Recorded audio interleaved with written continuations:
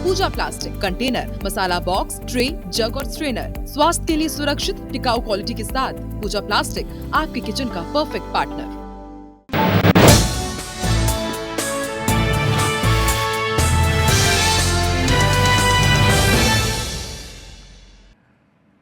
नमस्कार, news round up में बहुत स्वागत है आप सभी का। मैं हूं आपके साथ अविनाश कर। छत्तीसगढ़ शासन के वित्त विभाग ने 5000 शिक्षकों के पदों पर भर्ती की सहमति प्रदान की है। शिक्षा विभाग जल्द ही भर्ती प्रक्रिया शुरू करेगा। इन पदों की पूर्ति से ग्रामीण एवं आदिवासी अंचल में शिक्षकों की कमी काफ़ी हद तक दूर होगी, जिससे शिक्षण की निरंतरता और गुणवत्ता में उल्लेखनीय सुधार होगा। सीएम ने कहा कि शिक्षा किसी भी राज्य की प्रगति की नींव होती है। उद्देश्य है कि हर बच्चे तक ज्ञान और अवसर दोनों पहुँचे।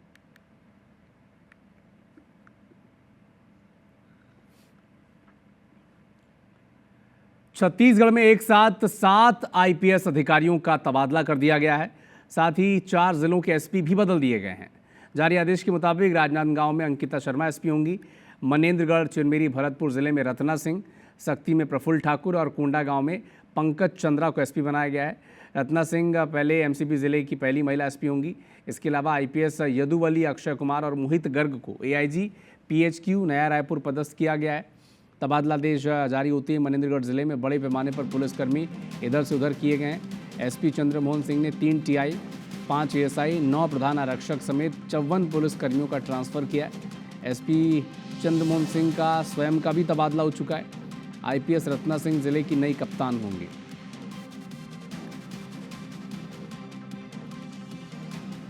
राजिम के सूखा नदी में एक युवक का शव मिला है। 3 दिन पुरानी ये लाश बताई जा रही है। चेहरे में गंभीर चोट के निशान भी नजर आ रहे हैं। हत्या, आत्महत्या, ये क्या मामला है? जांच में पुलिस जुटी हुई है। फिंगेश्वर थाना क्षेत्र का ये पूरा मामला है। 3 दिन पुरानी डेड बॉडी मिली है। चेहरे पर गंभीर चोट के निशान पाए गए हैं।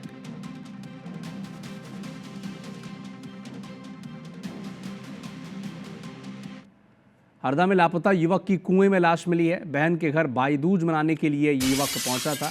सिराली थाना क्षेत्र की घटना है। भाई दूज मनाने के लिए ये युवक बहन के घर पहुंचा था और अब कुएं से इसकी लाश मिली है।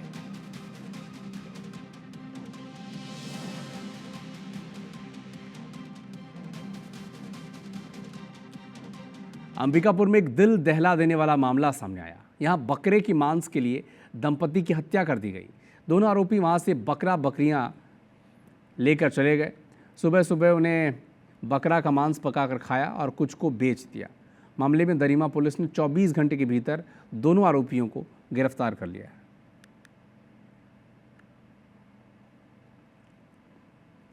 आरोपी जिनका नाम करीमन मंजवार पंपापुर थाना दरिमा का रहने वाला है, उसका भतीजा जय श्याम का जो है पुलिस ने इसमें इस प्रकरण में गिरफ्तार किया है। पूछताछ के दौरान ये दोनों आरोपियों ने ये बताया, बकरा चुराते समय जो है जब रीमा लकड़ा और उर्मिला लकड़ा के घर से निकल रहे थे, तभी उसके घर में रखे टांगी से जो है उसके पीछे हिस्से से दोनों पति पत्नी के सर में वार करके हत्या कर दिए और बकरा को चुरा करके लेके गए।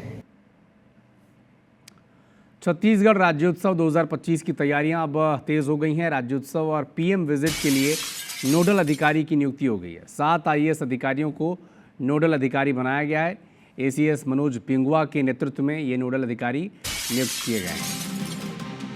तो छत्तीसगढ़ राज्योत्सव 2025 की तैयारी अब तेज हो गई है। आज ही मुख्यमंत्री विष्णुदेव साय ने कार्यक्रम स्थल पर पहुंचकर जायजा लिया और आज ही अब पीएम विजिट के लिए नोडल अधिकारी और राज्योत्सव के लिए नियुक्त कर दिए गए हैं। 7 आईएएस अधिकारियों को नोडल अधिकारी बनाया गया है।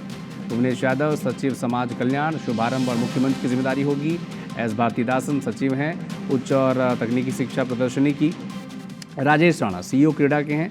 सत्य साई अस्पताल पीएम विजिट जब जाएंगे तो ये उनकी जिम्मेदारी होगी। इसके अलावा सोनमणि बोरा प्रमुख सचिव हैं। ट्राइबल आदिवासी संग्रहालय लोकार्पण के दौरान ये नोडल अधिकारी होंगे। एस प्रकाश सचिव हैं परिवहन, संसदीय कार्य और नवीन उद्घाटन जब विधानसभा का होगा तब वो नोडल अधिकारी वहाँ के होंगे। भुवनेश यादव, लगातार ये नाम आप ग्राफिक्स के जरिए देखें। और 7 आईएएस अधिकारियों को नोडल अधिकारी प्रधानमंत्री की विजिट और राज्योत्सव को लेकर बनाया गया है। दुर्ग जिले के रानीतराई थाना क्षेत्र में प्रेम प्रसंग के चलते युवक की हत्या का मामला सामने आया। शुक्रवार तड़के सुबह 3 बजे युवती के भाई और दोस्तों ने मिलकर एक युवक की हत्या कर दी। बताया जा रहा है कि रेंगा कशेरा गांव का रहने वाला खूबीराम साहू मातर कार्यक्रम देखने गया था। और उसी गांव के एक युवती से उसका प्रेम प्रसंग था। उसके भाई को पता चल गया, इसके बाद उसने अपने दोस्तों के साथ मिलकर इसकी हत्या कर दी। रानीतराई के खर्रा गांव में एक दूसरे गांव का युवक वहां मातर में आया हुआ था। इसी दौरान उसके कुछ लोगों ने उस पर शक के आधार पर उसके साथ बातचीत किया, मारपीट कर दिया। फिर उसके बाद एक दूसरे युवक जिसके साथ उसका होना बताया, वो आया तो उसने भी उसको बाहर बुला करके ग्रुप में उसके साथ मारपीट की। इसी बीच उसके दो साथियों ने चाकू से उस पर हमला कर दिया, जिससे उसकी मृत्यु हो गई। 5 आरोपियों को चिन्हांकित करके गिरफ्तार किया गया है। भिलाई स्थित जुनवानी के चौहान बिजनेस पार्क में पुलिस ने 2 स्पा सेंटर्स पर छापा मारा। लोरेंज और लिवेलनेस में देह व्यापार की सूचना पर एडिशनल एसपी पद्मश्री तंवर और सीएसपी की टीम ने कार्रवाई की। दोनों केंद्रों से 5 लड़कियां, 4 ग्राहक, 2 मैनेजर और वर्कर्स हिरासत में लिए गए। सूचना पर पुलिस के द्वारा रेड की गई थी और रेड के दौरान दोनों ही स्पा सेंटर में ग्राहक और जो युवतियां थी जो यहाँ पे सर्विस देने का काम करती थी वो सब मिले और स्पा सेंटर से काफ़ी मात्रा में आपत्तिजनक सामान भी मिला है, तो सभी को बरामद कर और जो आरोपीगण हैं उन्हें थाने ले जाया जा रहा है। जबलपुर में प्रॉपर्टी के विवाद में एक परिवार में खून की नदियां बह गई। पुश्तैनी ज़मीन पर बने मकान में हिस्सा लेने के लिए एक भाई ने अपने बड़े भाई और भाभी की चाकुओं से गोद कर हत्या कर दी। संजय चौधरी और बबलू चौधरी 2 भाई के बीच ये विवाद था। छोटा भाई बबलू पेशे से मजदूर था। वो पारिवारिक ज़मीन पर बनाए गए मकान में हिस्सा चाहता था। विवाद इतना बढ़ा कि छोटे भाई ने बड़े भाई संजय चौधरी की चाकुओं से गोद कर हत्या कर दी। आरोपी ने बीच बचाव में आई अपनी भाभी को भी बड़े दर्दनाक ढंग से मौत की घाट उतार दिया। वारदात के बाद पुलिस मौके पर पहुंची, जिसने फरार आरोपी की तलाश के साथ मामले की जांच शुरू कर दी।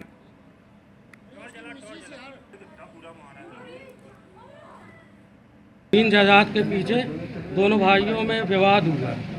जो बबलू चौधरी था वो ने अपनी भाभी और भाई संजय चौधरी और भाभी की चाकुओं से हमला करके हत्या कर दी। सुबह 10:30-11 बजे की बात है और बबलू ने अपने सगे भाई संजय चौधरी और उसकी भाभी बबीता चौधरी दोनों को चाकू से मार करके हत्या कर दी। कारण परिवार वाले द्वारा बताया जा रहा है कि ज़मीन को लेकर के इनका चल रहा था कि दादा की ज़मीन है जिस पे संजय ने घर बनाया था, उसका कहना था कि हमें भी हिस्सा चाहिए उसमें। सागर जिले के राहतगढ़ इलाके में बीते दिनों संदिग्ध अवस्था में लाश मिलने के मामले में पुलिस ने 24 घंटे में ही खुलासा कर दिया। शव झीला गांव के पंचम राय का था। शरीर पर कई जगह चोट के निशान थे, इसलिए आशंका ये भी थी कि कत्ल क्या हुआ है इसका। पुलिस ने इस मामले में मृतक पंचम राय के दोस्त राम कुमार खंगार को गिरफ्तार किया और पूछताछ में उसने हत्या करना स्वीकार किया। प्रथम दृष्टया पहले एक्सीडेंट का लग रहा था, लेकिन उसके बाद जब पीएम रिपोर्ट आई तो उसमें स्ट्रैंगुलेशन आया, जिस कारण हम लोगों को शक हुआ। उसके बाद तस्दीक की इसमें तो पता चला कि जो उसका मित्र है राम कुमार खंगार, वो उसकी हत्या की है। और इसका पीछे एक और भी कारण है कि राम कुमार खंगार मृतक की पत्नी के साथ उसके पुराने संबंध भी थे। मुरैना जिले में ज़मीन के बंटवारे को लेकर खून की ऐसी होली खेली गई जिसने पूरे ज़िले को दहला दिया। बेटे ने अपने ही पिता की दोस्त के साथ मिलकर बेरहमी से हत्या कर दी।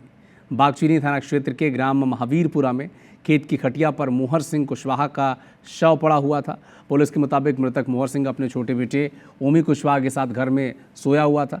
सुबह घर की महिला चाय देने के लिए पहुंची तो मृत अवस्था में मिली। बेटा वहां से गायब था। परिवार वालों को शक था। ओमी को पकड़कर पुलिस के हवाले किया। तब जाकर ये पता चला कि यह हत्या ज़मीन के बंटवारे को लेकर रची गई साजिश का नतीजा है। से बार किया उन्होंने बड़ी सरियों से, चूरों से। हमारा संदेह तो हमारे ताऊ लड़के पे ही है, छोटे वाले पर। क्या नाम है उसका? ओमवीर कुशवाहा। क्यों? कारण ये पहले ज़मीन बेचा था उसने, तो दूसरे को बेचा था, उसी में हमको धमकी देता था कि तुमको बाहर मिल जाएंगे तो कट्टे से मारेंगे। एक अज्ञात बॉडी प्राप्त हुई थी मोहर सिंह कुशवाहा की, जिसमें 37/25 मर्ग पंजीबद्ध करके उसका पीएम कराया गया। पीएम के पश्चात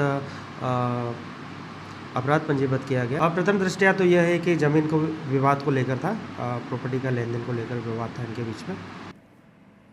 सागर जिले के नीमखेड़ा में हुई युवक की निर्मम हत्या का पुलिस ने खुलासा किया। पुलिस ने बताया कि आरोपी चचेरे भाई ने अपनी पत्नी के साथ संबंध के चलते अपने भाई को गोली मार दी। फिर परिवार के अन्य सदस्यों ने मिलकर मृतक की गर्दन काटकर धड़ से अलग कर दी। सबसे पहले मुख्य आरोपी को गिरफ्तार किया गया। पूछताछ में उसने और कई खुलासे किए हैं। आरोपी ने बताया कि उसके बड़े पिता का बेटा उसकी पत्नी को लेकर भाग गया था। पत्नी वापस तो आ गई, लेकिन गांव में उसकी बदनामी हो गई। इससे परिवार नाराज था। मुख्य आरोपी सुरेंद्र था और उसके परिवारजन कुल 6 लोग थे, 2 महिला 4 पुरुष। जो मेन आरोपी है जिसने कट्टा फायर किया था वो आज गिरफ्तार किया गया, जिसे न्यायालय पेश किया जा रहा है। बाकी आरोपियों की तलाश जारी है। एक महिला पूर्व में गिरफ्तार की जाकर न्यायालय पेश की जा चुकी है। कटनी जिले की एक महिला पर कानपुर में एक महिला ने अपनी पति को हनी ट्रैप में फंसाने और उसे छोड़ने के बदले 2 करोड़ रुपए की मांग करने का आरोप लगाया। पीड़िता कल्पना ठाकुर कानपुर से कटनी अपने ससुराल वालों के साथ पहुंचकर अतिरिक्त पुलिस अधीक्षक से मुलाकात की, पूरे मामले की शिकायत की और अपने पति आशुतोष कुमार मिश्रा को वापस दिलाने की गुहार लगाई है।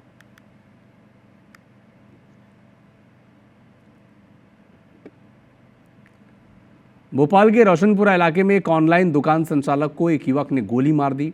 घटना में दुकान संचालक को गोली छू कर निकल गई। बताया जा रहा है कि कार सवार आरोपी पैसे ट्रांसफ़र कराने पहुंचा और खाते में 30,000 रुपये ट्रांसफ़र करा दिए।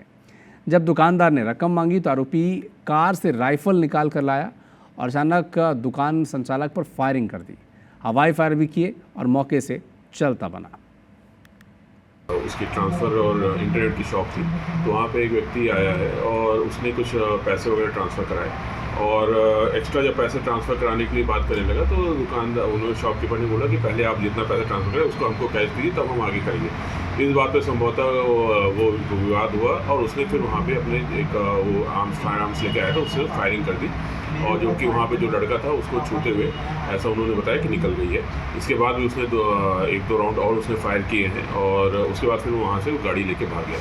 तो अभी हमारे पास कुछ एविडेंसेस हैं, हमने चेकिंग वगैरह लगा रखा है और जो भी सीसीटीवी फुटेज है उसको कलेक्ट किया जा रहा है और पूरी टीम इसमें लगी है और जल्द ही हम कोशिश करके आरोपी को जल्द ही गिरफ्तार करेंगे। भिंड पुलिस ने अवैध हथियार निर्माण करने वाली अंतर्राज्यीय गैंग को हथियारों समेत पकड़ा है। पुलिस ने 24 अवैध कट्टे बरामद किए हैं। एसपी का कहना है कि पहली जो पहल थी पुलिस की, उसी में यूपी पुलिस के ऑफिसर दीपक तोमर के मार्गदर्शन में ये कार्रवाई की गई है। पुलिस के मुताबिक अमलेडी तिराहे पर एक शख्स को पकड़ा गया जिसके पास से 4 देसी कट्टा और 3 जनता कार्टून 315 बोर बरामद किए गए। आरोपी से जब पूछताछ की गई तो उसने सब कुछ उगल दिया और रूपावली गांव में ये सब मिलकर एक घर और कुएं की देवरिया पर कैट की फैक्ट्री चलाते थे और पुलिस ने मौके पर छापा मारा और ये सब जब्त किया।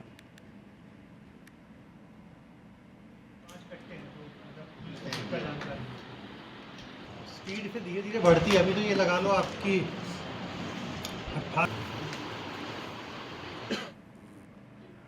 खबर बड़वानी से है, जहां छेड़छाड़ के आरोपी की आक्रोशित लोगों ने जमकर पिटाई कर दी, धुनाई कर दी और फिर उसे कोतवाली पुलिस के हवाले किया। घटना बड़वानी थाना के स्थानीय भारत मार्ट की है, जहां बताया जा रहा है कि आरोपी भारत मार्ट में ही काम करता है। घटना की सूचना मिली तो पुलिस भी मौके पर पहुंची और आरोपी को भीड़ से छुड़ाकर अपने साथ ले गई। भारत मार्ट में काम करने वाले कर्मचारी के द्वारा एक लड़की के साथ छेड़छाड़ की घटना घटित हुई है। इसमें परिजनों के द्वारा थाना कोतवाली पर आकर रिपोर्ट की जा रही है। रिपोर्ट के आधार पर कार्रवाई की जाएगी। पन्ना जिले के अजयगढ़ थाना क्षेत्र से एक हैरान करने वाला मामला सामने आया, जहां पति पत्नी के विवाद में पुलिस पर ही बेरहमी से पिटाई करने का आरोप लगा। जानकारी के मुताबिक विवाद की शिकायत पर अजयगढ़ पुलिस ने पति राजकरण कोरी को थाने बुलाया, लेकिन मामला सुलझाने की जगह थाने में ही जय हिंद पाल नाम के पुलिस वाले ने बेल्ट से पिटाई कर दी। पीड़ित युवक का कहना है कि उसे बिना किसी ठोस वजह के बुरी तरह से मारा पीटा गया। मुंशी ने बुलाया मुझे, कह रहे थे अपनी जमानत पे आ जाओ। फिर मैं वहाँ गया, मुझे मार पीट की और बोले कि तू 3,000 रुपये ला, नहीं तो हम बहुत मारेंगे। मैंने कहा कि साहब मेरे पास पैसे नहीं है, मैं गरीब आदमी हूँ, तो बोला तू गरीब आदमी है तो तुझे पैसे लगेंगे, नहीं तो मैं बहुत मारूंगा ना। तो और कहता है कि और कह रहे थे कि तू पत्नी के पास नहीं जाने का, तू यहाँ नहीं रहने का। कटनी जिले के बरही नगर थाना में पदस्थ उप निरीक्षक दिनेश गौतम पर गंभीर आरोप लगे हैं। एक व्यक्ति ने अपनी बेटी से छेड़छाड़, वीडियो कॉलिंग के जरिए परेशान करने और बहू के साथ मारपीट और रिश्वत मांगने की शिकायत एसपी कार्यालय में कराई है। कटनी एसपी कार्यालय पहुंची पीड़ित आनंद राम यादव ने आरोप लगाते हुए कहा कि उसके छोटे बेटे नीलेश यादव पर चोरी का आरोप लगाने के बाद 21 अक्टूबर को एसआई दिनेश गौतम अपने दल के साथ घर पहुंचा और पुलिसकर्मियों ने घर में जबरन घुसकर बेटे नीलेश को अर्धनग्न अवस्था में पकड़ लिया और वाहन में बैठाने लगे। इस दौरान जब बहू ने कपड़े पहनाने की बात कही तो एसआई ने उसके साथ मारपीट की और बेटे को जबरन गाड़ी में बैठा लिया और वाहन आगे बढ़ने लगी तो सुशीला यादव की साड़ी वाहन में फंस गई, जिससे वो काफ़ी दूर तक घसीटती हुई चली गई और गंभीर रूप से घायल हो गई है। मेरे लड़का के ऊपर झूठा मुकदमा लगाया गया जो चोरी का 16 से 17 हजार का। जो दिनेश गौतम मुझे बुलवा कर बोला कि 50,000 दे दे, पूरा मैटर में निपटा दूंगा। तो मत बताइए गरीब आदमी में कहाँ से पैसा पाऊं, तो मैं नहीं दे पाया पैसा। इसलिए मेरे को जबरदस्ती में मतलब झूठे मुकदमा में फंसाता है, जबकि ये आवेदन तक मैं इसको मुख्यमंत्री के वहाँ ऑफिस में दिया उज्जैन में। रात के आई पुलिस तो तेवर को लेकर जा रही थी, तो हम इतना बोले हैं कि सर उसको कपड़ा तो पहना लेने दो, तो नहीं पहनाने दिए और वहीं दरवाजे पर ठाड़ रहे, गाड़ी के दरवाजे पर, तो अंदर कर लिए हैं। अंदर करके हमको मार दिए तो हम अरज गए वहीं गाड़ी पर। उसका लड़का जो है एक चोरी के मामले में आरोपी था और उसको पुलिस ने गिरफ्तार किया है। साथ ही साथ जो सामग्री उसने चुराया था, पायल और अन्य चांदी की सामग्री, वो उसे बरामद किया है और अभी वो पुलिस रिमांड में है, उससे पूछताछ की जा रही है और इसी मामले से बचने के लिए ये आरोप लगाए जा रहे हैं। छत्तीसगढ़ में साल 2024 से शुरू हुआ बस्तर ओलंपिक इवेंट अब अपने दूसरे साल के दौर में पहुंच गया है। शनिवार से विकासखंड स्तर पर शुरू होने वाले आयोजन की तैयारियां लगभग पूरी हो चुकी हैं और युवाओं में बस्तर ओलंपिक के आयोजन को लेकर गजब का उत्साह देखने को भी मिल रहा है। बीते साल 2024 में बस्तर ओलंपिक में 1,65,000 युवाओं ने रजिस्ट्रेशन कराया था। इस साल इसमें हिस्सा लेने वाले युवाओं की संख्या बढ़कर 3,91,297 हो गई है। देश के प्रधानमंत्री नरेंद्र मोदी ने मन की बात में बस्तर ओलंपिक का जिक्र किया था। डिप्टी सीएम अरुण साव ने बताया कि बस्तर ओलंपिक ब्लॉक स्तर पर 25 अक्टूबर से शुरू होकर 5 नवंबर तक चलेगा। बस्तर संभाग के सभी ब्लॉक मुख्यालय में इसका आयोजन होगा।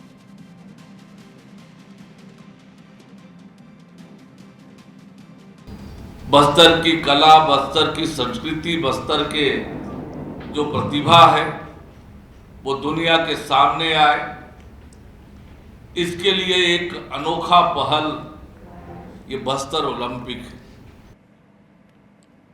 प्रधानमंत्री नरेंद्र मोदी 31 अक्टूबर की शाम छत्तीसगढ़ की राजधानी रायपुर पहुंचने वाले हैं। 1 नवंबर को छत्तीसगढ़ राज्योत्सव का शुभारंभ करेंगे और 5 कार्यक्रमों में शामिल भी होंगे। उनके आगमन से पहले मुख्यमंत्री विष्णुदेव साय ने सत्यसाई अस्पताल, प्रजापिता ब्रह्मकुमारी ट्रेनिंग सेंटर, जनजातीय संग्रहालय और राज्योत्सव स्थल का दौरे कर तैयारियों का जायजा लिया है और पीएम का 12 प्रमुख लोक नृत्यों के साथ भव्य स्वागत किया जाएगा। प्रधानमंत्री मोदी नया रायपुर के नवनिर्मित स्पीकर हाउस में ठहरेंगे और मुख्यमंत्री साय ने अधिकारियों को आवश्यक दिशा निर्देश देते हुए कहा कि ये दौरा ऐतिहासिक होगा। और देश के यशस्वी प्रधानमंत्री श्री नरेंद्र मोदी जी पधार रहे हैं और वो दिन भर हमारे प्रदेश में रहेंगे और दिन भर में 5 कार्यक्रम उनका होना है। छत्तीसगढ़ के उप मुख्यमंत्री गृह मंत्री विजय शर्मा ने बीजापुर जिले के अति संवेदनशील नंबी क्षेत्र में सीआरपीएफ कैंप का दौरा किया। उन्होंने जवानों से मुलाकात कर उनके साहस और सेवा भावना की सराहना की। जवानों के साथ फोटो सेशन कर उनका मनोबल बढ़ाते हुए कहा कि राज्य सरकार जवानों की सुरक्षा और सुविधा के लिए प्रतिबद्ध है। बस्तर के विकास और शांति स्थापना में उनकी भूमिका महत्वपूर्ण है।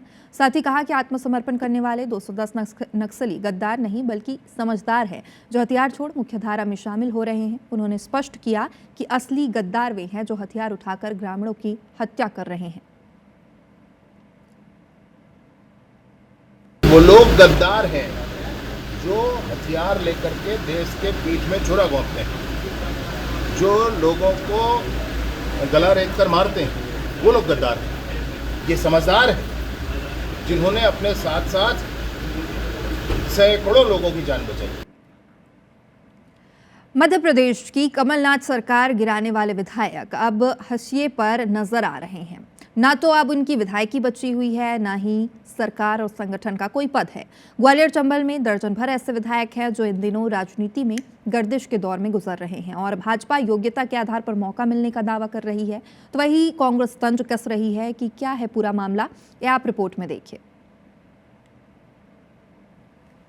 केंद्रीय मंत्री ज्योतिरादित्य सिंधिया के कहने पर कांग्रेस की कमलनाथ सरकार गिराने वाले 22 विधायकों में से कई के राजनीतिक सितारे गर्दिश में हैं। बीजेपी ने उस समय टिकट देकर या मंडल या प्राधिकरणों में जगह देकर सभी का पुनर्वास कर दिया, लेकिन अब ये लोग ग्वालियर चंबल की राजनीति में कहीं गुम हो गए। 30% विधायकों ने चुनाव जीतकर वापसी कर ली थी, लेकिन 70% पूर्व विधायकों की राजनीति पर अब संकट गहरा गया है। ओपीएस भदौरिया मेहगांव भिंड से विधायक थे। 2023 में उनका टिकट कटा, अब उनके पास कोई पद नहीं। गिरिराज कंसाना दिमनी मुरैना से विधायक थे, उपचुनाव में टिकट मिला लेकिन हार गए। 2023 में पार्टी ने टिकट काटकर नरेंद्र सिंह तोमर को मैदान में उतारा। रणवीर जाटव गोहद भिंड से विधायक थे, उपचुनाव में टिकट मिला, हार गए। 2023 में पार्टी ने टिकट काटकर लाल सिंह आर्य को दिया। मुन्नालाल गोयल ग्वालियर पूर्व से विधायक थे, उपचुनाव में टिकट मिला, हार गए। 2023 में पार्टी ने टिकट काटकर माया सिंह को मैदान में उतारा। इमरती देवी ग्वालियर की डबरा सीट से विधायक थीं, उपचुनाव में टिकट मिला, हार गई। 2023 में पार्टी ने फिर मौका दिया, लेकिन एक बार फिर हार का सामना किया। अभी उनके पास संगठन में कोई पद नहीं। रक्षा सिरोनिया भांडेर से विधायक थीं, उपचुनाव में टिकट मिला, हार गई। 2023 में टिकट काटकर दूसरे को दे दिया गया।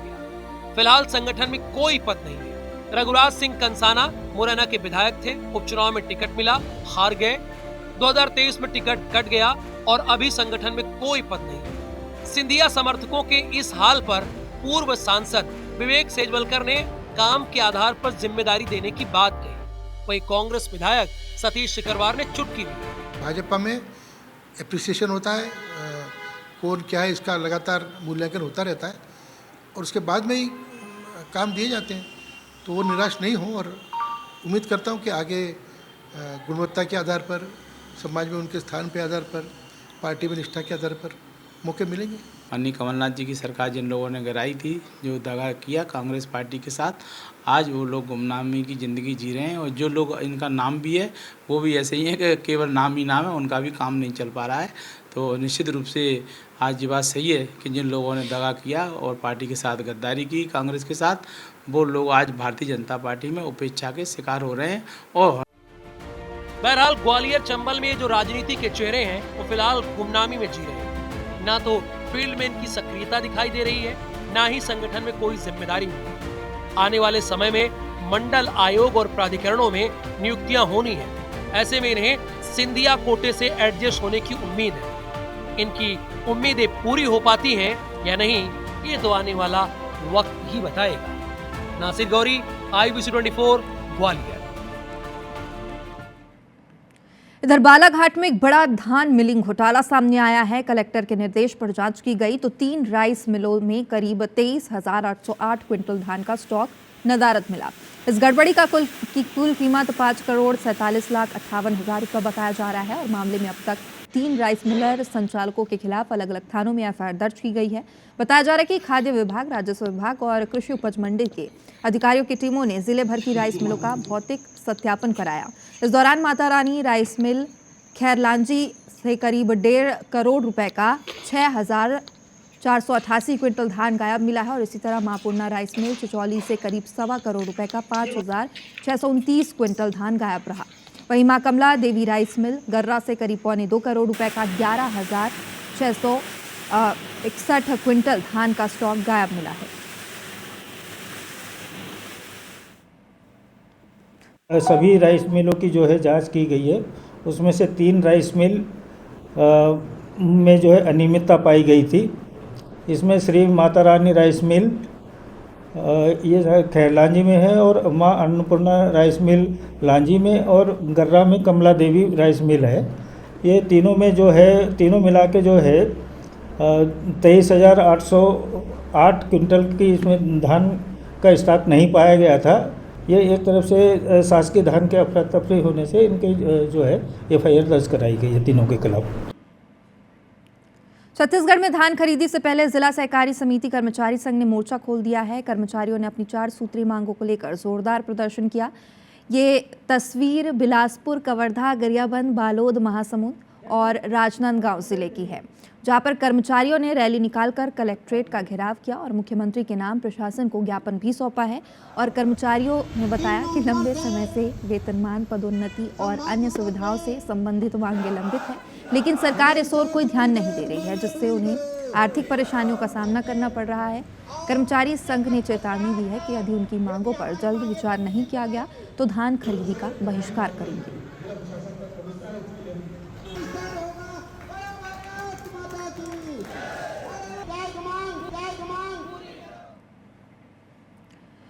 जांजगीर में कांग्रेस ने जिले की बदहाल सड़कों को लेकर बड़ा प्रदर्शन किया है और कलेक्ट्रेट का घेराव भी किया है। इस दौरान 3 विधायक और सैकड़ों की संख्या में कांग्रेस पदाधिकारी कार्यकर्ता मौजूद रहे। कांग्रेस कार्यकर्ताओं ने मुख्य मार्ग से रैली निकाली, कलेक्ट्रेट गेट तक पहुंचे और पहला बैरिकेड तोड़कर कांग्रेसी आगे बढ़े तो मेन गेट पर पुलिस ने से झूमाझटकी भी हुई है और फिर सड़क पर बैठकर कांग्रेसियों ने जमकर नारेबाजी भी की है। कुछ देर बाद अपर कलेक्टर मौके पर पहुंचे, जिन्हें विधायक व्यास कश्यप, शेषराज हरबंश के नेतृत्व में ज्ञापन सौंपा गया। सड़कों की मरम्मत की मांग की गई और इस पर अपर कलेक्टर ने सड़क की मरम्मत करने का आश्वासन भी दिया।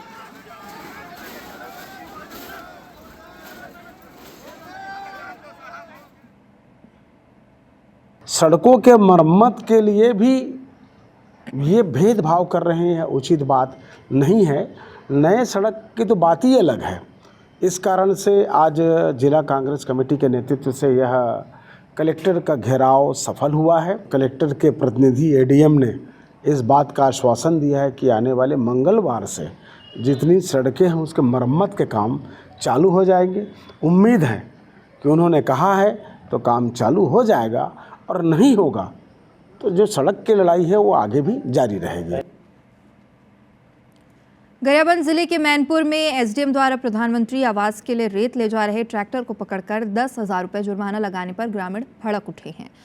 बोयर गांव के दर्जनों ग्रामीण ने जनपद सदस्यों के साथ 10 किलोमीटर पदयात्रा कर जनपद कार्यालय पहुंचे और कलेक्टर के नाम ज्ञापन भी सौंपा है।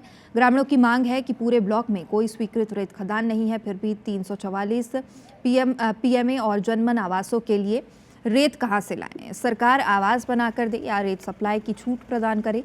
जब्त ट्रैक्टर वापस करने और SDM के खिलाफ कार्रवाई की मांग भी की है। पदयात्रा में SDM के विरुद्ध नारेबाजी भी हुई है। मैनपुर के अनुभागीय अधिकारी तुलसीदास मरकाम ने एक आवास के लिए ले जा रहे ट्रैक्टर को पकड़ा, रेत ट्रैक्टर को। उसके संबंध में हमने बात करने का प्रयास किया, शाम तक वो ऑफिस में बैठा नहीं। टोटल 344 आवास है, तो हम रेत लाएं कहाँ से? जब ब्लॉक के जिम्मेदार अधिकारी हमको सहयोग नहीं कर रहे हैं आवास बनाने के लिए, तो कौन सहयोग करेगा? हम लोग कैसे बनाएंगे आवास को? इसलिए मेरा निवेदन है शासन प्रशासन से कि वो हम लोगों का आवास को बना के दे, बात खत्म। PM जनमन और प्रधानमंत्री आवास बनाने के संबंध में रेती लाए थे करके पूर्व में ज्ञापन दिए थे, तो इस संबंध में SDM साहब से भी चर्चा हुई है। तो बोले हैं कि जो वाहन मालिक है उनको गरियाबंद जाने के लिए, और अपने CO मैम से भी बात हुई है कि भविष्य में इस तरह नहीं आएगा, प्रधानमंत्री आवास योजना के लिए नहीं रुकेंगे। और इधर राजगढ़ जिले के पचौर में पुताई के काम की पेमेंट मांगने पर एक युवक की चाकू मारकर हत्या कर दी गई। मृतक फारूक अंसारी ने पचौर निवासी माजिद खां के साथ पुताई का काम किया था और फारूक ने अपने काम की 6,000 रुपए की मजदूरी मांगी थी और इसी बात को लेकर दोनों पक्षों में कहासुनी हो गई। विवाद बढ़ने पर माजिद और उसके नाबालिग भाई ने JD मार्केट क्षेत्र में फारूक पर चाकू से हमला किया। हमले में फारूक गंभीर रूप से घायल हो गया और लोगों ने तुरंत उसे पचौर सामुदायिक स्वास्थ्य केंद्र पहुंचाया, जहां प्राथमिक उपचार के बाद उसे शाहजहाँपुर अस्पताल रेफर किया गया, लेकिन इलाज के दौरान ही उसकी मौत हो गई। पुलिस ने तुरंत घेराबंदी कर दोनों आरोपियों को गिरफ्तार किया है। माजिद पठान और एक दूसरा परिवार है फारूक, इन दोनों के बीच में कुछ पुरानी लेन देन को लेकर कुछ विवाद था। उसी विवाद के चक्कर में आरोपी माजिद पठान के द्वारा जो मृतक है फारूक, उसके ऊपर चाकू से हमला किया गया। दिल्ली पुलिस ने आईएसआईएस से प्रेरित एक आतंकी मॉड्यूल का पर्दाफाश किया है। दिल्ली पुलिस की स्पेशल सेल ने भोपाल और दिल्ली में 2 आतंकियों को गिरफ्तार किया। अधिकारियों का मानना है कि इसका संबंध पाकिस्तान के आईएसआई से हो सकता है और पुलिस दोनों आतंकियों से पूछताछ कर रही है, जिससे उनके प्लान और आतंकी नेटवर्क के बारे में पता लगाया जा सके।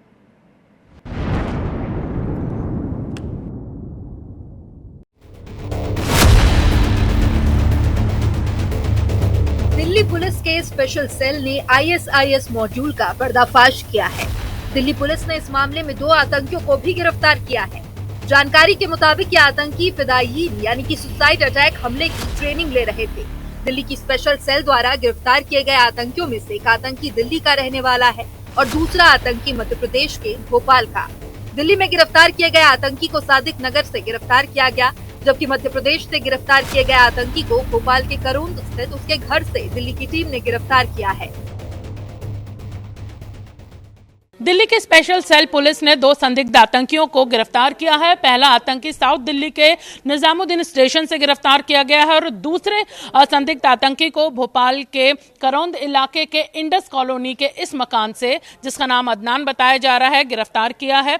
18 अक्टूबर को दिल्ली टीम यहां पर पहुंची थी और उसके बाद उन्होंने इस घर में रहने वाले अदनान और उसके परिजनों से पूछताछ की थी, जिसके बाद अदनान को दिल्ली पुलिस अपने साथ ले गई है। बताया जा रहा है कि इस पूरे मामले की जो जानकारी है वो मध्य प्रदेश की भोपाल एटीएस को दी गई, इंटेलिजेंस को दी गई और भोपाल से पकड़ा गया जो अदनान है, ये एक मॉड्यूल के तहत काम कर रहे थे।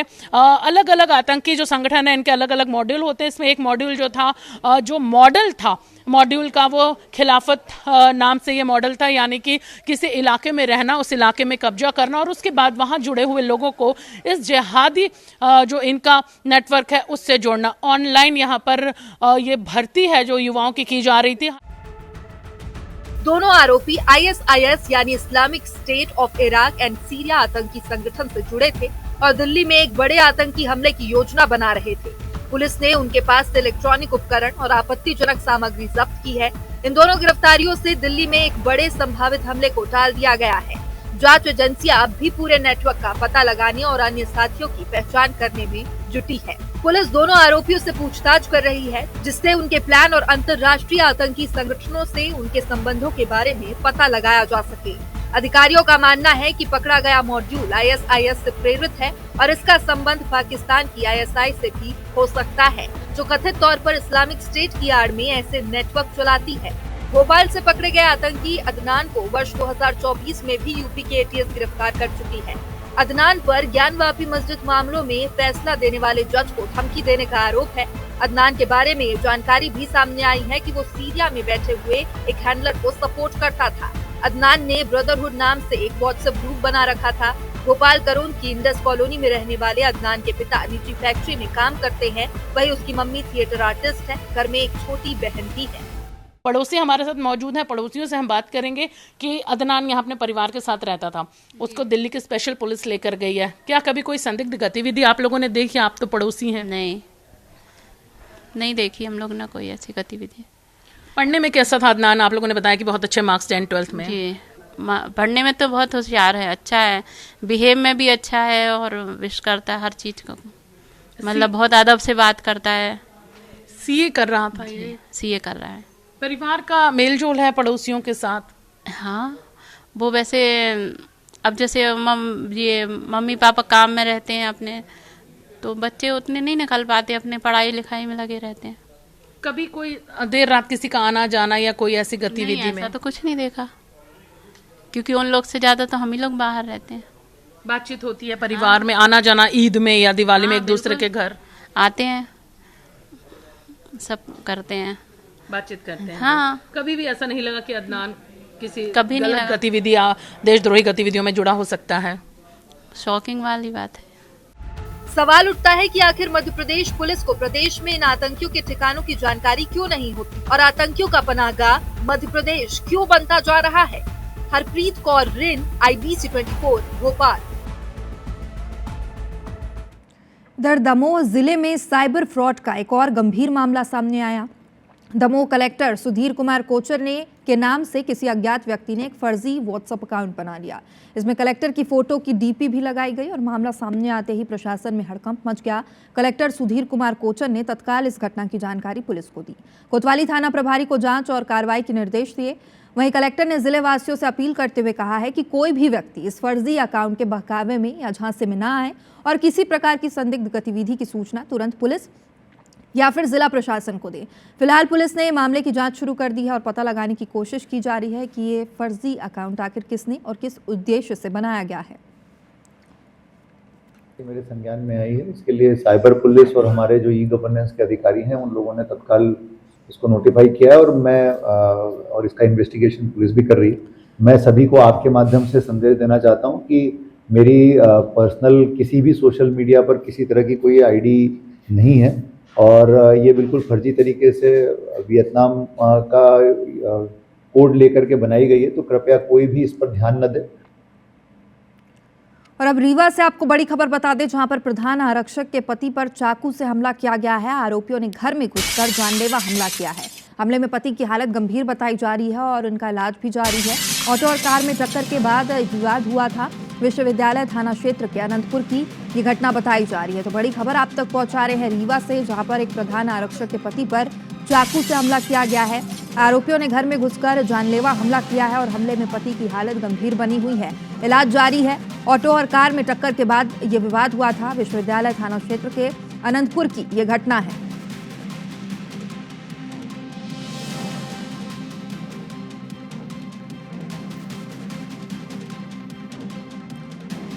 तो बड़ी खबर आप तक पहुंचा रहे हैं रीवा से, जहां पर प्रधान आरक्षक के पति पर चाकू से हमला हुआ है। आरोपियों ने घर में घुसकर जानलेवा हमला किया है और पति की हालत बेहद गंभीर बताई जा रही है, जिनका इलाज अस्पताल में जारी है। ऑटो और कार में टक्कर हुई थी, जिसके बाद ये पूरा विवाद हुआ और इस विवाद के बाद कुछ बदमाशों ने घर में घुसकर प्रधान आरक्षक के पति पर हमला किया।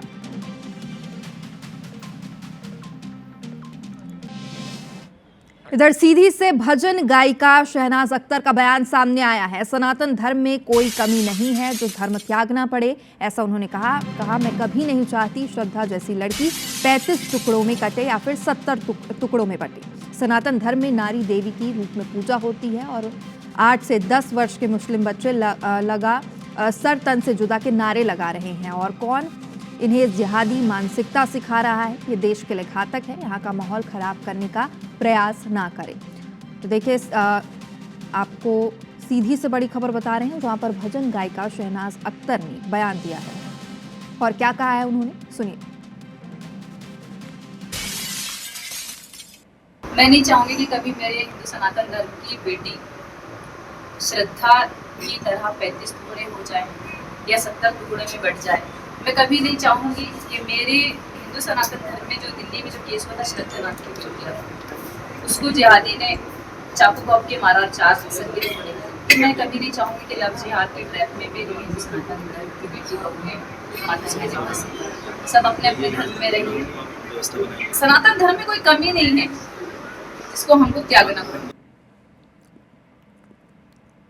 सीधी जिले में अवैध रेत खनन रोकने पहुंची सोन घड़ियाल टीम पर जानलेवा हमले की घटना सामने आई है और मामले में 8 लोगों के खिलाफ जमोड़ी थाने में नामजद एफआईआर भी दर्ज की गई है। बताया जा रहा है कि गुरुवार देर रात सोन नदी भेलकी घाट में अवैध रेत खनन की सूचना मिली थी और इस पर कार्रवाई करने टीम मौके पर रवाना भी हुई और इस दौरान बाइक सवार बदमाशों ने वाहन को रोकने का प्रयास करते हुए पत्थरबाजी करने लगे।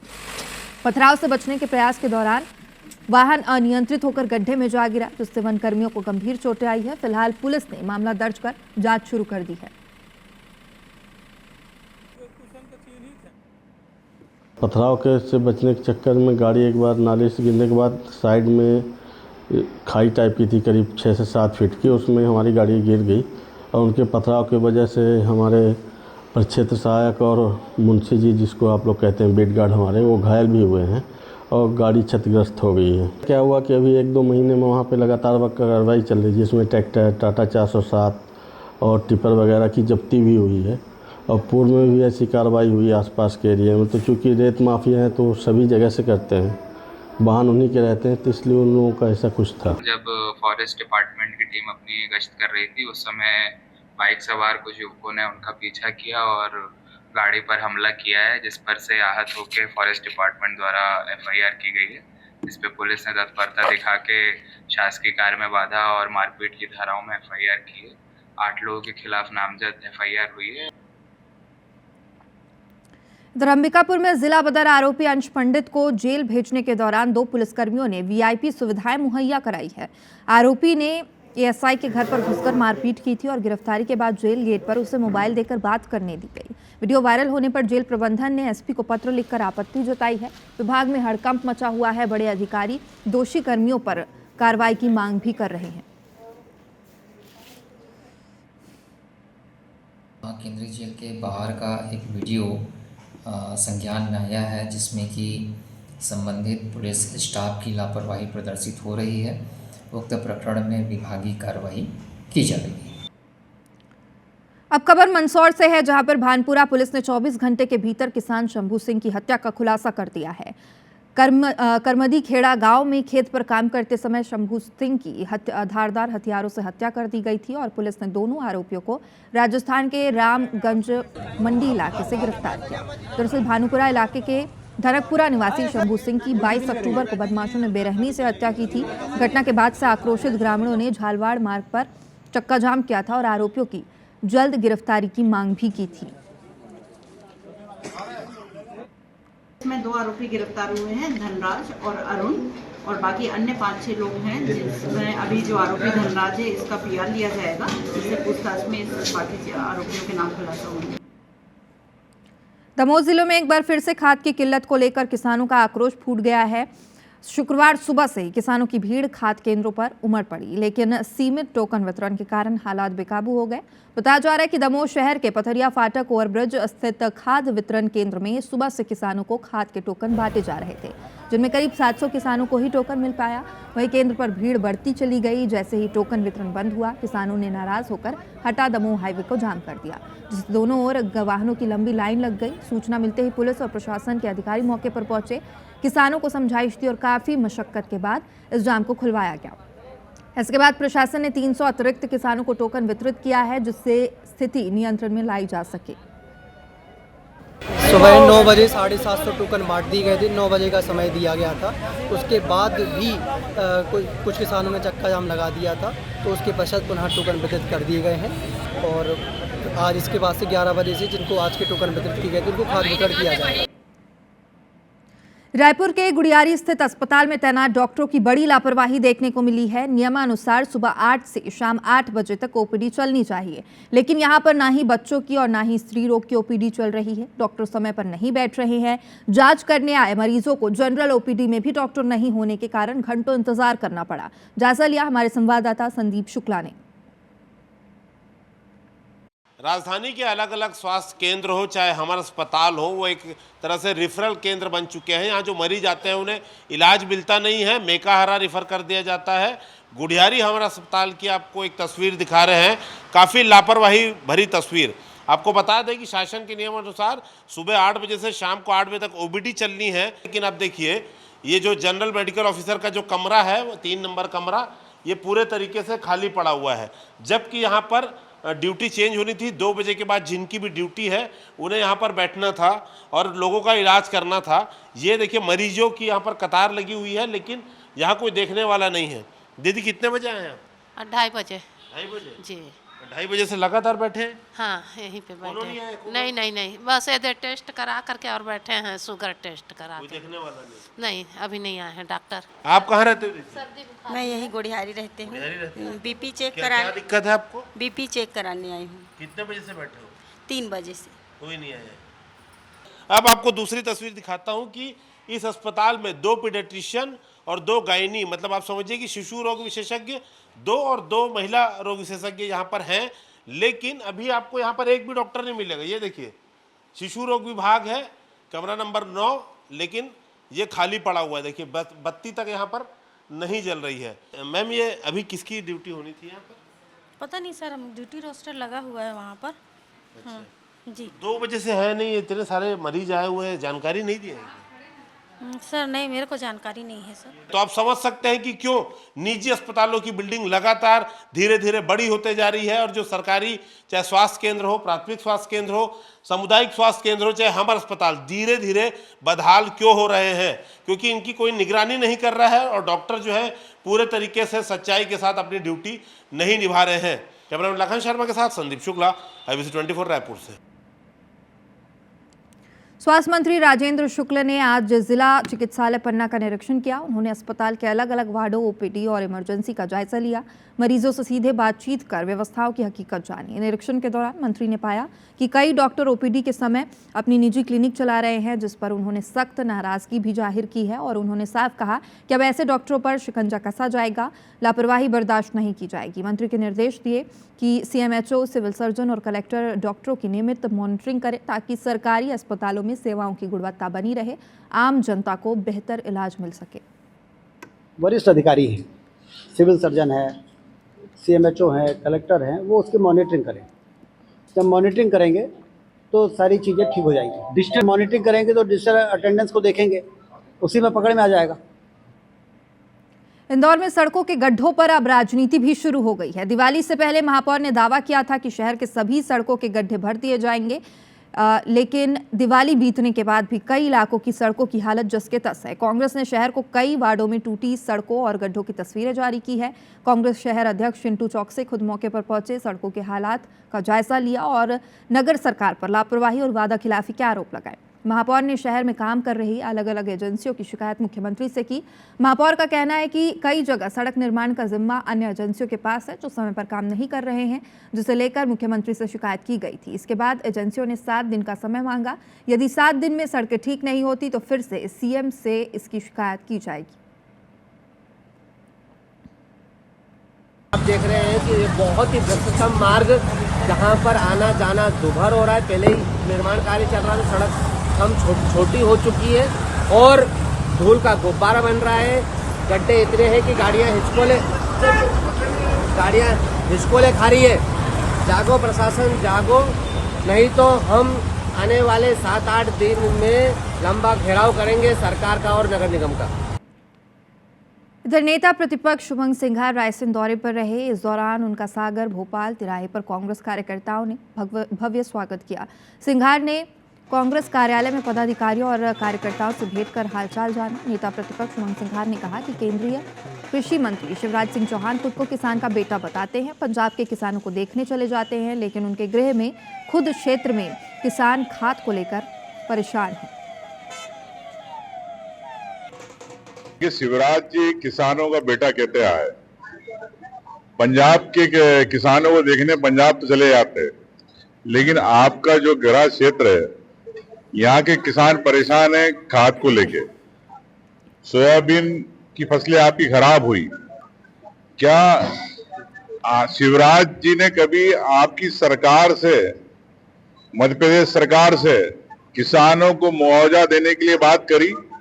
जब आप मुख्यमंत्री थे बोले किसान को मैं भूखा नहीं सोने दूंगा, पूरा मुआवजा मिलेगा। आज आपकी सरकार क्यों नहीं मुआवजा दे पा रही है? मध्य प्रदेश से एक बड़ी और खुशी की खबर सामने आई है। अब राज्य के नौरादेही टाइगर रिजर्व को देश का तीसरा चीता हब घोषित किया गया है। केंद्र सरकार ने इस प्रस्ताव को मंजूरी दे दी है और इस फैसले के बाद अब चीतों को राजस्थान या गुजरात नहीं भेजा जाएगा, बल्कि उनका नया घर यहीं मध्य प्रदेश के नौरादेही सेंचुरी में बनेगा। करीब 233 वर्ग किलोमीटर के विशाल क्षेत्र में चीतों का संरक्षण किया जाएगा, जिससे ये प्रदेश का सबसे बड़ा वाइल्ड लाइफ रिजर्व बन जाएगा। जानकारी के अनुसार 2026 में दक्षिण अफ्रीका से चीतों की नई खेप भारत आएगी, जिन्हें नौरादेही में बसाया जाएगा। ये कदम न केवल वन्य जीव संरक्षण की दिशा में अहम साबित होगा, बल्कि मध्य प्रदेश को एक बार फिर से wild life capital of India के रूप में नई पहचान दिलाएगा। नौरादेही में जो चीता संरक्षण है उसको लेकर एक बड़ा प्रयास होने जा रहा है। यहाँ पर हमारे साथ जो अधिकारी हैं वो मौजूद हैं और हम उनसे बातचीत कर जानते हैं कि नौरादेही में किस प्रकार से हम चीता के संरक्षण को लेकर काम करने जा रहे हैं। तो जैसे कि आपको पता है कि नौरादेही अभयारण्य जो है अभी टाइगर रिजर्व घोषित हो गया है, वो उसका नाम वीरांगना दुर्गावती टाइगर रिजर्व एक नौरादेही का पार्ट जो सेंचुरी था वो शामिल है और एक सेंचुरी भी शामिल है उसमें। तो उसमें जो पुराना ये अपना भारत का योजना बना था चीता को रीइंट्रोडक्शन के लिए, उसमें 3 जगह मध्य प्रदेश में बताया गया था। पूरा देश में सबसे उपयुक्त तो कुनो था, लेकिन उसके बाद फिर मध्य प्रदेश के गांधी सागर और नौरादेही भी उसमें चयनित किया गया था कि यहाँ भी आप चीता छोड़ सकते हैं आगे जाके योजना में। आपने कहा कूनो से, इसके पहले जो है अफ्रीका से हम चीता लेके आए हैं, तो इस बार जो नौरादेही में जो चीता आने वाले हैं वो कहाँ से लगभग उम्मीद है, प्रोबेबिलिटी का? जैसे मैंने बताया कि एक तो कूनो का एक पॉपुलेशन है हमारा, लेकिन वो अभी क्या है, अभी नामीबिया से और साउथ अफ्रीका से आया है कूनो, और वहाँ पैदा भी हुआ है चीता के बच्चे और बड़े भी हो गए अभी। तो आगे भी आने का है बाहर से, विदेश से चीता, अफ्रीका से और अलग अलग देशों से हो सकता है आए। वाकई देखिए, हम सबको इंतज़ार रहेगा कि कब मध्य प्रदेश के नौरादेही में जो चीता है वो यहाँ पर आए और उनके लिए एक अच्छा एनवायरनमेंट, एक अच्छा बायोडाइवर्सिटी यहाँ पर तैयार हो। कैमरा पर्सन संजय शुक्ला के साथ साक्षी त्रिपाठी, IBC 24 भोपाल। पन्ना जिले से एक बार फिर से किस्मत बदल देने वाली खबर सामने आई है। ग्राम पट्टी के एक निजी हीरा खदान में मजदूर महादेव प्रसाद को खुदाई के दौरान एक साथ 3 हीरे मिले हैं। तीनों हीरो का वजन 8 कैरेट 44 सेंट है। तीनों हीरो की अनुमानित कीमत करीब 15 लाख रुपए है। मजदूर ने नियम के अनुसार सभी हीरो को पन्ना के हीरा कार्यालय में जमा कर दिया है। अब ये हीरे अगली नीलामी में रखे जाएंगे, जहां से बिक्री के बाद मजदूर को उसका हिस्सा मिलेगा। साथ ही पन्ना निवासी एक और मजदूर सुरेश कुमार कोरी को 1.38 कैरेट का जेम्स क्वालिटी का चमचमाता हीरा मिला। उन्होंने हीरा कार्यालय में हीरा जमा कराया। क्षेत्र पट्टी से 3 हीरे जमा हुए हैं, जिनका वजन पहला है 2.75 सेंट जो उज्ज्वल किस्म का है, दूसरा है 2 कैरेट 58 सेंट जो मेला किस्म का है, और तीसरा है 3 कैरेट 9 सेंट ये उज्ज्वल किस्म का है। ये तीनों हीरा महादेव प्रसाद प्रजापति पिता श्री मोहन प्रजापति निवासी बेनी मोहल्ला को मिला है। धमतरी के गंगरेल स्थित मां अंगारमोती दरबार में मढ़ई मेला का आयोजन किया गया। मढ़ई में 52 गांव के देवी देवता छत्र और डोली के साथ शामिल हुए। 600 से अधिक निसंतान दंपतियों ने देवी देवताओं की पूजा अर्चना कर संतान प्राप्ति का आशीर्वाद मांगा। दंडकारण्य का प्रवेश द्वार कहे जाने वाले धमतरी इलाके में देवी शक्तियों का हमेशा से ही वास रहा है, लेकिन गंगरेल की तराई में मौजूद अंगारमोती माता की महिमा निराली है। शक्ति और भक्ति के संगम में कई चमत्कार भी होते रहते हैं। माता के इन्हीं चमत्कारों की वजह से आज भी गंगरेल स्थित अंगारमोती मंदिर में हर साल की भांति इस साल भी दिवाली के बाद पहले शुक्रवार को मेला लगा था। दीपावली के जो पहला शुक्रवार होगा उसमें माता का एक मड़ई मेला होता है, जिसमें 52 गांव के देवी देवता लोग विराजमान होते हैं। विराजमान होने के बाद मड़ई मेला होता है। फिर जो माताएं जो भी मन्नत लेके आते हैं उसको आशीर्वाद के रूप में उसके ऊपर से चल के उसको क्रॉस करते हैं। माता जो टच नहीं करते उसको क्रॉस किया जाता है। पिछले समय मेरे को ये खबर हुआ कि जो निसंतान दंपति होते हैं उनके लिए यहाँ पे मतलब दिवाली के बाद मेला लगता है, तो जो भी मन्नत है वो मांगने से पूरी हो जाती है करती है। मैंने न्यूज में पढ़ा हुआ था, तो उसके थ्रू मैंने इस बार यहाँ आया है। मान्यता है कि आज के दिन निसंतान महिला यहाँ पुजारी के पैरों से रौंदी जाए तो उसे संतान की प्राप्ति होती है। यही वजह है कि आज मेले में सैकड़ों निसंतान महिलाएं संतान सुख की कामना लेकर मां के दरबार पहुंची थी। मान्यता है कि जिन महिलाओं के ऊपर बैगा का पैर पड़ता है उसकी गोद जरूर भरी होती है। पिछली बार करीब 500 महिलाओं ने आशीर्वाद मांगा था और इस बार संख्या करीब 600 से ऊपर रही। संतान प्राप्ति होता है यहाँ आने से, और जो बैगा टांग वगैरह निकलता है ना वो माताओं के ऊपर से जो गुजरते हैं, तो 1 साल के अंतर्गत उन लोगों को निसंतान माताओं को संतान की प्राप्ति होती है, ऐसी मान्यता है यहाँ की। तो नहीं जानती, लेकिन सुनी हूँ कि यहाँ लेटने से उसके ऊपर से बैगा एवं माता जी के आशीर्वाद देते हुए निकलते हैं तो मनोकामना पूर्ण होती है। धमतरी के पहाड़ों के मध्य विराजमान मां अंगारमोती का ये भव्य दरबार करीब 600 साल के इतिहास को अपने आंचल में समेटे हुआ है। अंगारमोती मां का आशीष आज भी अपने भक्तों पर वैसे ही बरस रहा है जैसे सदियों से बरसता आया है। देवेंद्र मिश्रा, IBC 24 धमतरी।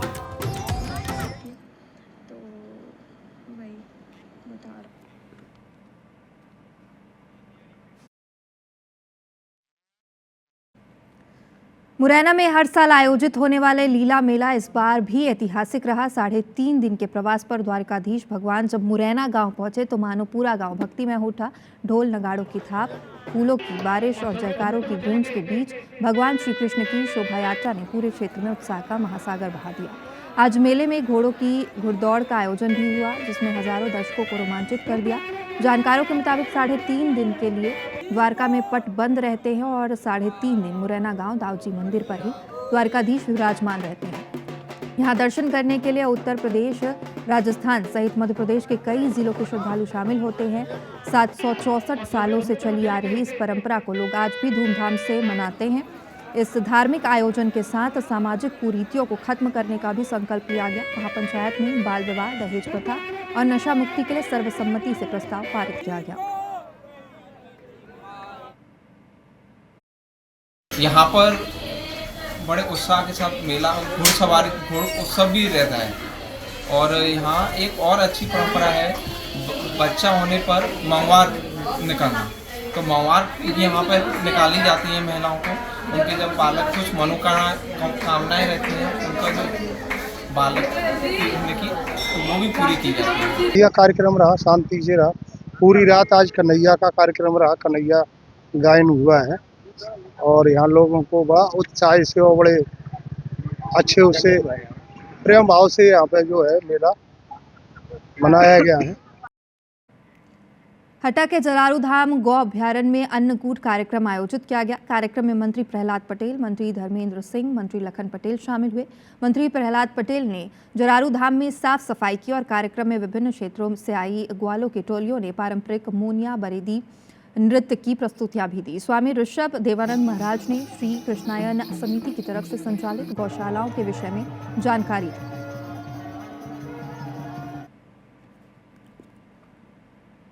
कि जिस प्रकार से प्रतिवर्ष सिर्फ सूचना पर यहाँ पर अन्नकूट में सभी लोग पधारते हैं, उन सभी कलाकारों का, आगंतुक लोगों का मैं से आभारी हूँ। जलारू धाम गौ अभ्यारण्य को जिस प्रकार से सहयोग मिलता है, वो आज सभी सहयोगी यहाँ पर मौजूद रहते हैं, उनके प्रति मैं आभार व्यक्त करता हूँ। इस अवसर पर मैं माननीय प्रहलाद जी को धन्यवाद भी देता हूँ, क्योंकि निरंतर उनके द्वारा अनुकरणीय कार्य किए जाते हैं और उन अनुकरणीय कार्यों में से एक ये कार्य जो है तो यहाँ पे किया जा रहा है, वन को संरक्षित करने का और गौ माता की सेवा करने का। गोकुल धाम, और ये मिनिमम 5000 गौवंश इसमें रखा जाएगा, जिसके 130 एकड़ जमीन सरकार आवंटित करेगी।